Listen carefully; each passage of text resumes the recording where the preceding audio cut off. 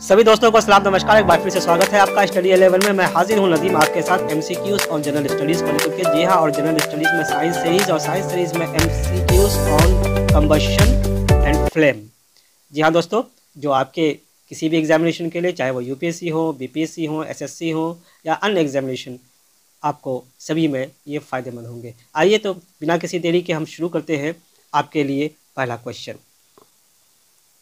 जी हाँ, when magnesium burns, we get magnesium oxide, heat, light. Options are here: only one and two, only one and three, all of the above. जो answer होगा वो होगा all of the above is the answer. जी हाँ, all of the above is the answer here. तो हम देखते हैं reaction को कि क्या है रिएक्शन में यहाँ पे। जी हाँ, जैसे मैग्नीशियम और ऑक्सीजन मिला है और फिर मैग्नीशियम ऑक्साइड बनाया, इसमें हीट और लाइट और हीट जनरेट होता है। इसी तरह से दूसरा क्वेश्चन है, बहुत ही इजी क्वेश्चन आपके लिए। और when charcoal burns in air we get carbon dioxide, heat, light. Options are here: only one and two, only one and three, all of the above. इस क्वेश्चन में भी जो आंसर होगा वो होगा all of the above. All of the above is the answer. यानी कि जैसा कि पिछला क्वेश्चन हमने देखा था, यहाँ पर भी उसी तरह का। आइए देखते हैं रिएक्शन हम किस तरह से है कि जब चारकोल को बर्न करते हैं तो चारकोल यानी कि कार्बन ऑक्सीजन के साथ रिएक्शन करता है, कार्बन डाइऑक्साइड बनाता है और लाइट और हीट जनरेट होता है। तो हमने क्या जाना कि कंबशन में एयर का होना ज़रूरी है। एयर में यानी कि ऑक्सीजन, चूँकि एयर में ऑक्सीजन होता है, we know that the air is a mixture of different gases. तो आपके लिए क्वेश्चन है, ऑक्सीजन कितना परसेंट है एयर में, ये आप बताएंगे हम। आइए तो हम फिर देखते हैं कि व्हाट इज़ कंबशन, यानी कंबशन के बारे में ये क्वेश्चन है कि combustion is a physical process, chemical process. Options are here: only one, only two, both, none of the above. तो यहाँ पर जो आंसर है वो है केमिकल प्रोसेस। जी हाँ, कंबशन क्या है? एक केमिकल प्रोसेस है। यानी कि हम जैसा कि आपको हमने बताया कि केमिकल प्रोसेस के लिए रिएक्शन का होना ज़रूरी होता है और कोई भी कंबशन के प्रोसेस में रिएक्शन होता है, यानी कि जो कंबस्टिबल सब्सटेंस है वो ऑक्सीजन के साथ रिएक्शन करता है। तो आइए कुछ डेफिनेशंस हम देख लेते हैं कंबस्टिबल सब्सटेंस फ्यूल के बारे में, वो देखते हैं यहाँ पे। तो ये है कि a chemical process in which a substance reacts with oxygen, इसको कहते हैं कंबशन, जहाँ पर कि वो हीट देता है। जी हाँ, फिर से एक बार कि वो केमिकल प्रोसेस जिसमें सब्सटेंस ऑक्सीजन के साथ रिएक्शन करता है और हीट देता है, इसको कहते हैं कंबशन। इसी तरह से जो सब्सटेंस कंबशन, जिस सब्सटेंस का कंबशन होता है उसको कहते हैं कंबस्टिबल सब्सटेंस। जी हाँ, उसको कहते हैं कंबस्टिबल सब्सटेंस। और साथ ही उसको हम फ्यूल भी कहते हैं, यानी फ्यूल, कंबस्टिबल सब्सटेंस को फ्यूल भी कहते हैं। और फ्यूल तीनों हो सकते हैं स्टेट में, तीनों स्टेट में हो सकते हैं, यानी सॉलिड भी हो सकते हैं, लिक्विड भी हो सकते हैं और गैस भी हो सकते हैं।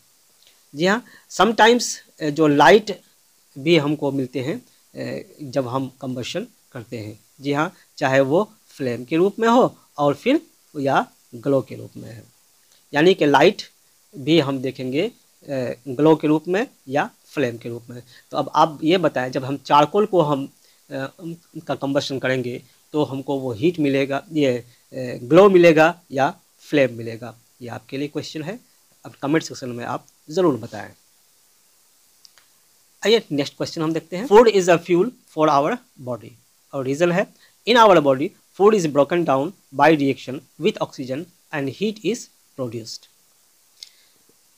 Find the correct statement. only A is true, only R is true, both A and R true, and R is the correct explanation of A. Both A and R true and R is not the correct explanation of A. We know that कि हम लोग जानते हैं कि food जो है एक fuel के रूप में यूज़ होता है हमारे बॉडी में। तो यानी कि पहला स्टेटमेंट सही है।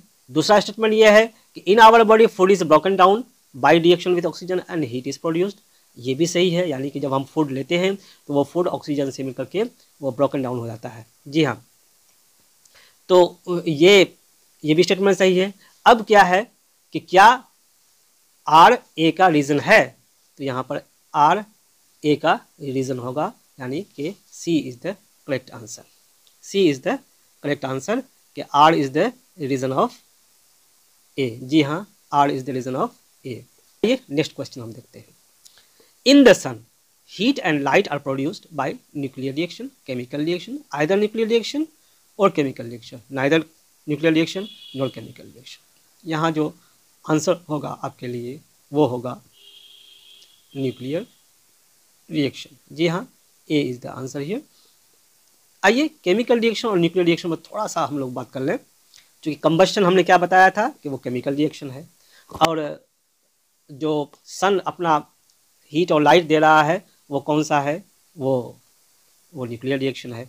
तो कुछ दोनों रिएक्शन के बारे में थोड़ा सा सिंपल वे में बात करते हुए कि यहाँ पे कि केमिकल रिएक्शन क्या है। एक्चुअली में केमिकल रिएक्शन जो है एक टाइप ऑफ रिएक्शन है जहाँ पर दो मॉलिक्यूल इंटरेक्ट करता है और उसके एटम्स जो होते हैं एलिमेंट के वो आपस में रीऑर्गेनाइज करते हैं और एक न्यू प्रोडक्ट का फॉर्मेशन करते हैं। जी हाँ, यानी कि C प्लस O2 अगर हम करेंगे तो क्या बनाएगा, CO2 बनाएगा। तो CO2 जो बनाया यानी कि इसका एटम इसके एटम के साथ मिलकर के यहाँ पर एक कंपाउंड बनाया CO2। तो यानी कि रीअरेंजमेंट हुआ और फिर एक नया कंपाउंड बनाया। जहाँ तक सवाल है न्यूक्लियर रिएक्शन का, तो ये एक ऐसा रिएक्शन है जहाँ पर structure of nucleus of an atom, nucleus में एक एटम का, उस एटम का न्यूक्लियस का स्ट्रक्चर जो है वो बदल जाता है। यानी का मतलब है कि जैसे हाइड्रोजन, जी हाँ, हाइड्रोजन का न्यूक्लियस और ये चेंज हो जाएगा हीलियम में, यानी कि हीलियम में। तो हीलियम के न्यूक्लियस और हाइड्रोजन के न्यूक्लियस में डिफरेंसेस है। जी हाँ, और यहीं पर होता है एनर्जी रिलीज होती है। तो हम क्या जाने कि सन जो अपना हीट और लाइट देता है ये due to the nuclear reaction of hydrogen. चलिए हम लोग नेक्स्ट क्वेश्चन देखते हैं। When clothes of a person catch fire, his body is covered with a blanket to stop supply of oxygen, make him feel comfortable, save him from injury. Option 1, only 1 and 2, only 2 and 3, all of the above। तो यहाँ पर जो answer होगा actually में ए is the answer, यानी कि stop supply of oxygen. हम लोग जानते हैं कि सप्लाई ऑफ ऑक्सीजन जैसे ही हम स्टॉप करेंगे वो कंबशन स्टॉप हो जाएगा। जी हाँ, इसलिए हम लोग ब्लैंकेट का यूज़ करते हैं। जी नेक्स्ट आते हैं कि इसी के एक्सप्लेनेशन को ये बताते हुए कि जब हम ब्लैंकेट से स्टॉप कर लेते हैं, और चूँकि हम जानते हैं कि जो एयर में है कंबशन के लिए एयर ज़रूरी होता है, और in the absence of air combustion will not occur and hence the fire will be extinguished. ये चीज़ जो हम कह रहे थे आपको। आइए नेक्स्ट क्वेश्चन देखते हैं।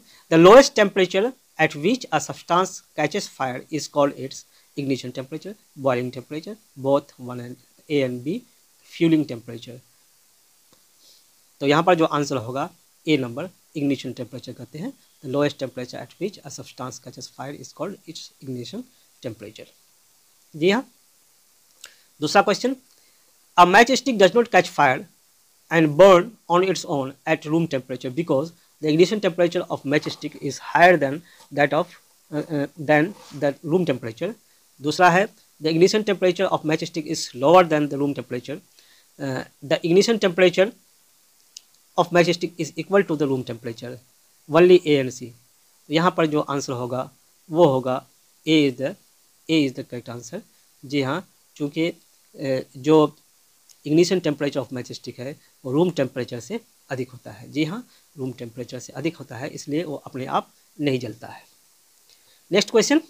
मोर than 5000 years ago small pieces of pine wood dipped in sulphur were used as matches in ancient Greece, China, India, none of the above.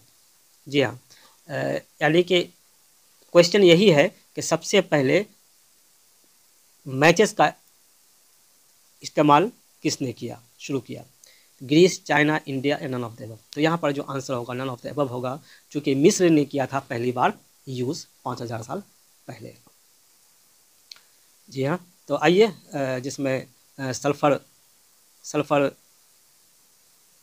Dip करके small pieces of pine would में matches का के रूप में इसका इस्तेमाल किया गया था, कि यानी पहला सक्सेसफुल फ्रिक्शन इसमें मैचेस जो अभी हम लोग यूज़ करते हैं, इसको 1826 में जॉन वॉकर जो कि इंग्लिश केमिस्ट थे, इन्होंने इसका पहली बार इसको मॉडर्न रूप में जो हम लोग देख रहे हैं वो हमको मिला।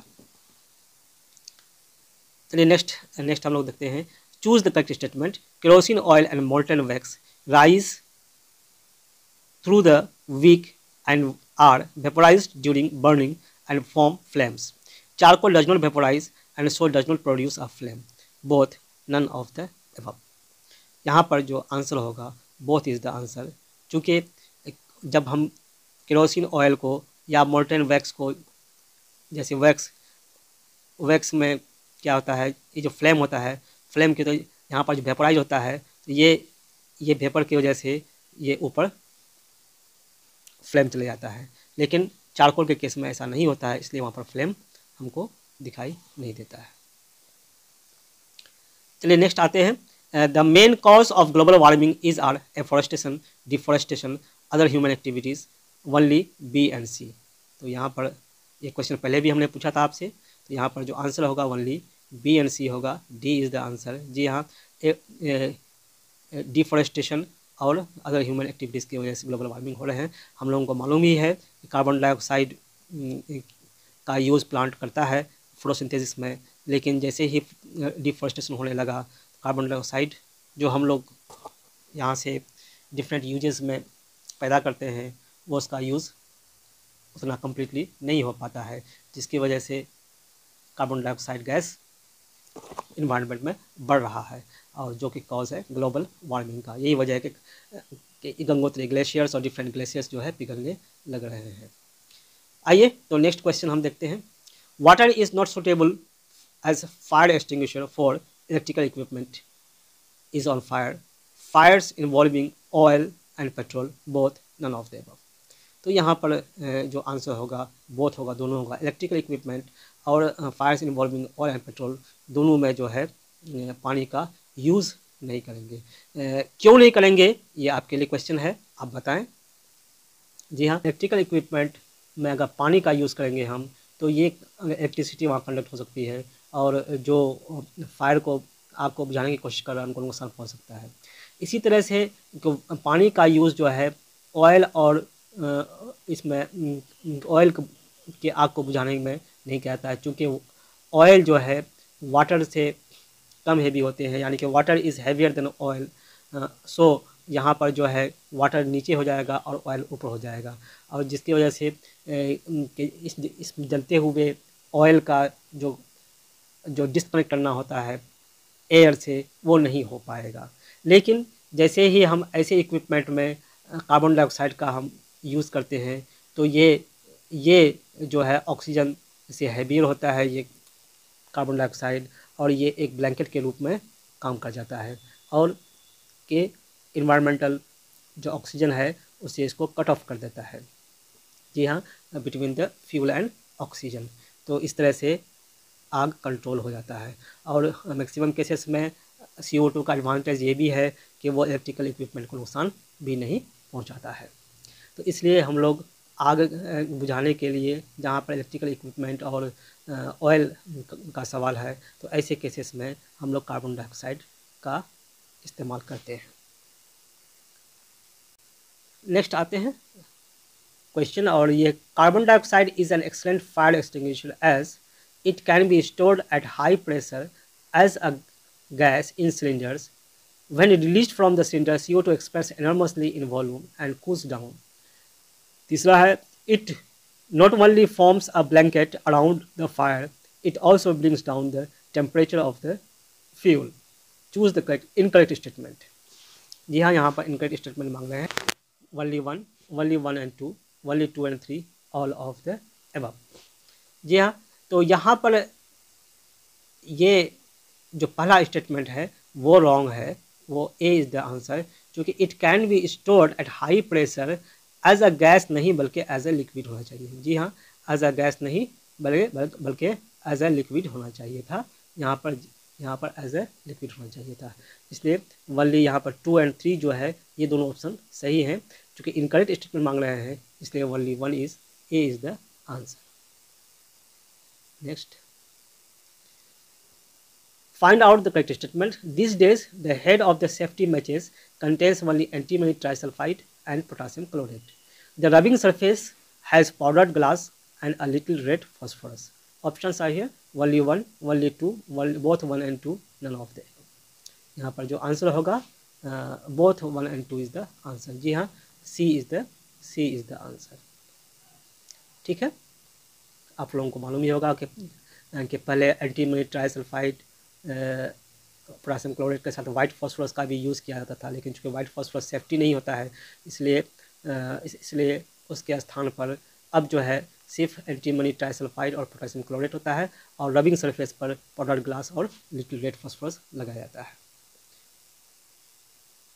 जी हाँ, यहीं पर आपको यह पता चले कि जब के मैचेस जो स्ट्रक करता है against the rubbing surface, some red phosphorus gets converted into white phosphorus और ये इमीडिएटली रिएक्ट करता है पोटेशियम क्लोराइड के साथ और फिर जो इनफ हीट यानी कि वो उतना हीट प्रोड्यूस कर जाता है जिससे कि एंटीमनी ट्राइसल्फाइड जो है इग्नाइट करता है और जलने लगता है। जी हाँ, तो ये बात हो गई कि कैसे मैच स्टिक काम करता है कंबशन में। Next, when water kept in paper cup is heated, the heat supplied to the paper cup is transferred to water by conduction. In the presence of water, the ignition temperature of paper is not reached and hence it doesn't burn. If we continue heating the cup, we can even boil water in the paper cup. Find the correct statement. Only 1, only 2 and 3, only 1 and 3, all of the above. तो यहाँ पर जो answer होगा वो होगा all of the above। यानी कि अगर हम खाली पेपर में को हीट करेंगे तो उसमें आग लग जाएगा, लेकिन जैसे ही मान लेते हैं कि पेपर कप में पानी को अगर हम पानी रख करके हीट करेंगे तो वहाँ पर पेपर कप नहीं जलेगा, बल्कि हीट जो ट्रांसफ़र होगा बाय कंडक्शन टू वाटर हो जाएगा और इस तरह से उसका इग्निशन टेम्परेचर तक नहीं आएगा पेपर। और ऐसे केस में जब इसको और भी कंटिन्यू करेंगे हीटिंग तो पानी बॉयल भी कर सकते हैं। चलिए नेक्स्ट आते हैं, find out the odd one as far as inflammable substances are concern. Petrol, alcohol, liquefied petroleum gas, wood. इसमें ऑड वन कौन है? तो यहाँ पर ऑड वन जो है वो है वुड है, यानी कि सारे के सारे इनफ्लेमेबल है। इनफ्लेमेबल मतलब क्या हुआ? वो सब्सटेंस जिसका इग्निशन टेम्परेचर काफ़ी लो हो। जी हाँ, तो ऐसे सब्सटेंसेस को हम लोग कहते हैं inflammable substance. Petrol, alcohol, liquefied petroleum gases, CNG, ये सब जो हो गया आपका इनफ्लेमेबल सब्सटेंसेस हुए। जी हाँ, वही चीज़ यहाँ पर इस दिखा रहे हैं कि the substances which have very low ignition temperature and can easily catch fire with a flame are called inflammable substances. Next, fire brigade powers water on the fire for extinguishing it. Find the correct statement. Water cools the combustible material so that its temperature is brought below its ignition temperature, which prevents the fire from spreading. B number है, water vapors also surrounds the combustible material, helping in cutting off the supply of air. Both, none of. तो यहाँ पर ये दोनों काम water करता है, A और B दोनों करता है, इसलिए C is the answer. C is the correct answer here. जी हाँ, C is the correct answer here. यानी कि एक काम तो ये करता है कि जो कंबस्टिबल मटेरियल है उसके टेम्परेचर को बिलो द इग्निशन टेम्परेचर लेकर के आ जाता है, और दूसरा काम करता है ये ब्लैंकेट बन जाता है और कट ऑफ उनके एयर से कट ऑफ कर देता है। दोनों काम वाटर करता है। चलिए नेक्स्ट क्वेश्चन देखते हैं। Essential requirements for producing fire are fuel, air, heat. Which of the above are correct? only 1, only 1 and 2, only 2 and 3, all of the above. तो यहाँ पर आंसर होगा all of the above is the answer. Essential requirements जो है तीनों चीज़ होना है, यानी कि फ्यूल भी होना है, एयर भी होना है, एयर जो कि सप्लाई करता है ऑक्सीजन को, हीट जो कि इग्निशन टेम्परेचर से ऊपर जैसे ही ले जाएगा वहाँ पे कि हमारा फायर कि वहाँ पर हो जाएगा। जी हाँ, वही चीज़ यहाँ पर आपको बता रहे हैं। Fuel, air to supply oxygen, heat to raise temperature of the fuel beyond its ignition temperature. Fire can be control by removing one or more of this requirements, यानी एक या एक से अधिक रिक्वायरमेंट्स को अगर जैसे ही हम कट ऑफ करेंगे तो फायर कंट्रोल हो जाएगा। The job of the fire extinguisher is to cut off the supply of air और to bring down the temperature of the fuel और बोथ, यानी कि दोनों करता है, या तो सप्लाई ऑफ एयर को कट ऑफ कर देता है या टेम्परेचर को नीचे करवा देता है फ्यूल का, या दोनों। In most cases fuel can not be eliminated, यानी कि फ्यूल जैसे मान लेते हैं कि मोस्ट केसेस में फ्यूल को एलिमिनेट नहीं किया जा सकता है, इसलिए कि जैसे अगर घर में आग लग गई तो पूरा घर वो फ्यूल के रूप में हो गया। जी हाँ, building catches fire, the whole of the building is the fuel, so वहाँ पर फ्यूल को हम एलिमिनेट नहीं कर सकते हैं, लेकिन इस दो को तो एलिमिनेट हम कर ही सकते हैं, यानी हीट को और एयर को। चलिए तो नेक्स्ट आते हैं question. Choose the correct matches. Burning of LPG by matchstick is spontaneous combustion. Burning of white phosphorus in air at room temperature, rapid combustion. Burning of crackers, explosion. All of the above. तो यहाँ पर जो answer है वो सी is the correct answer. जी हाँ, सी is the correct answer. जैसा कि हम जानते हैं कि स्पॉन्टेनियस कंबशन जो होता है, जो रूम टेम्परेचर पर भी जलने लगे तो उसको हम कहेंगे स्पॉन्टेनियस कंबशन, यानी कि वाइट फॉस्फोरस जो है ये स्पॉन्टेनियस कंबशन हो गया। इसी तरह से रैपिड कंबशन में, यानी कि जैसे एलपीजी के सामने हम मैच स्टिक ले जाएंगे जलती हुई तो वो जलना शुरू हो जाएगा, that is called the rapid combustion. जी हाँ, यहीं पर ए और बी एक दूसरे का यहाँ पर उल्टा था, इसलिए C is the correct answer. Next, which of the following forms flame?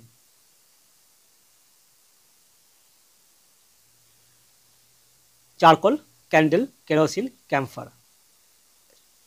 Choose the correct one, 1 and 4, 2 and 4, 2 and 3, all of the above. तो यहाँ पर जो आंसर होगा 2 and 3 होगा। जी हाँ, 2 and 3, that is the C is the answer, C is the correct answer, या C is the correct answer. चूँकि flame जो होता है ये चारकोल में नहीं होगा, कैम्फर में नहीं होगा, बल्कि कैंडल और केरोसिन में फ्लेम होता है। Which part of the flame is used by the goldsmith for blowing pipe to melt gold and silver? Innermost part, outermost part, middle part, all of the above. तो यहाँ पर जो answer होगा वो होगा outermost part। जी हाँ, outermost part इसलिए होता है जी कि ये पार्ट जो है हॉटेस्ट पार्ट है। जी हाँ, ये पार्ट फ्लेम का हॉटेस्ट पार्ट होता है, जो जिससे गोल्डस्मिथ यूज़ करता है गोल्ड को और सिल्वर को मेल्ट करने के लिए। Next, choose the correct statement. A good fuel is one which is readily available. It is cheap and burns easily in air at a moderate rate. It produces a large amount of heat. It doesn't leave behind any undesirable substances. Option only one and two, only 2 and 3, all of the above. तो यहाँ पर जो answer होगा ये होगा all of the above होगा, all of the above is the answer। यानी कि there is probably no fuel that could be consider as ideal fuel. Ideal fuel हम नहीं कर सकते हैं, लेकिन गुड फ्यूल हम कर सकते हैं। गुड फ्यूल की ये तीनों प्रॉपर्टीज हो गई जो आपके सामने यहाँ पर इस क्वेश्चन में डिस्कस किया गया। या next question, the calorific value of a fuel is expressed in a unit kilojoule per kg, kilojoule, both, none of the above. यहाँ पर जो आंसर होगा वो होगा किलोजूल पर केजी। जी हाँ, इसका डेफिनेशन यही है कि 1 kg फ्यूल के कंप्लीट कंबशन में जो amount of heat energy produce होगी उसको कहेंगे हम लोग उसका कैलोरीफिक वैल्यू। उसको क्या कहेंगे हम लोग? कैलोरीफिक वैल्यू, यानी उसमें ये मान कहेंगे इसको। जी हाँ, इसकी यूनिट जो हो गई कैलोरीफिक वैल्यू की 1 किलो जूल पर केजी। तो आइए नेक्स्ट क्वेश्चन हम आपके साथ शेयर करते हैं। विच of the following has the highest calorific value? Hydrogen, LPG, charcoal, CNG. तो यहाँ पर जो आंसर होगा हाईएस्ट है तो वो हाइड्रोजन का होगा। जी हाँ, हाइड्रोजन का कैलोरीफिक वैल्यू सबसे ज़्यादा होता है। और इसमें से अब आइए हम पूरा देखते हैं कैसे है। सबसे कम होता है कावडंग का, तब वुड कोल का, वुड या कोल, चारकोल जो भी कहेंगे, बायोगैस, पेट्रोल, केरोसिन, डीजल, उसके बाद मीथेन, सीएनजी, एलपीजी और फिर हाइड्रोजन। हाइड्रोजन का सबसे ज़्यादा होता है क्लोरोफिल वैल्यू। चलिए नेक्स्ट आते हैं question. Choose the correct statement. The carbon fuels like wood, coal, petroleum release unburnt carbon particles and incomplete combustion of these fuels give carbon monoxide gas. जी हाँ, कार्बन मोनोऑक्साइड गैस देता है carbon fuel को इसके incomplete combustion पर। जी हाँ, जब combustion फिर कंप्लीट होता है तो वो हमको क्या मिलता है, कार्बन डाइऑक्साइड मिलता है। जी हाँ, carbon combustion of most fuels releases carbon dioxide in the environmental causes global warming, जो ग्लोबल वार्मिंग को कॉज करता है। उसके बाद है burning of coal and diesel releases sulphur dioxide, और पेट्रोल इंजन जो देता है हमें वो देता है गैसवस ऑक्साइड्स ऑफ नाइट्रोजन, जो कॉजेज होता है एसिड रेन का। All of the above. तो यहाँ पर जो आंसर होगा वो होगा ऑल ऑफ द अबव, यानी कि हमको क्या क्या चीज़ें, एक तो कार्बन मोनोऑक्साइड जनरेट होता है, फिर कार्बन डाइऑक्साइड जनरेट होता है, ये पॉइजनस हो गया कार्बन मोनोऑक्साइड, और कार्बन डाइऑक्साइड ग्लोबल वार्मिंग का ये हो गया के कॉजेज में आ गए। और उसके बाद जो है डीजल और कोल जो बेचता है सल्फर डाइऑक्साइड और पेट्रोल जो देता है नाइट्रोजन डाइऑक्साइड, यानी कि तो ऐसे केसेस में ये सभी मिलकर के क्या सल्फ्यूरिक एसिड और नाइट्रिक एसिड देता है, जो कि पानी के साथ मिलकर के इन्वायरमेंटल वाटर या वाटर वेपर के साथ मिलकर के ये नाइट्रिक एसिड देता है, और वो एसिड रेन के रूप में प्रेसिपिटेट करता है। तो ऐसी स्थिति में all of the above is the answer here, यानी कि ये फ्यूल से जो नुकसानात हैं, फ्यूल से जो हमें जो नुकसान हो रहा है वो ये चारों के यानी कि तीनों के तीनों हो रहे हैं। तो all of the above is the answer here. यहाँ दैट्स ऑल माय फ्रेंड्स। अगर आपको पसंद आए तो लाइक, शेयर और कमेंट कीजिए।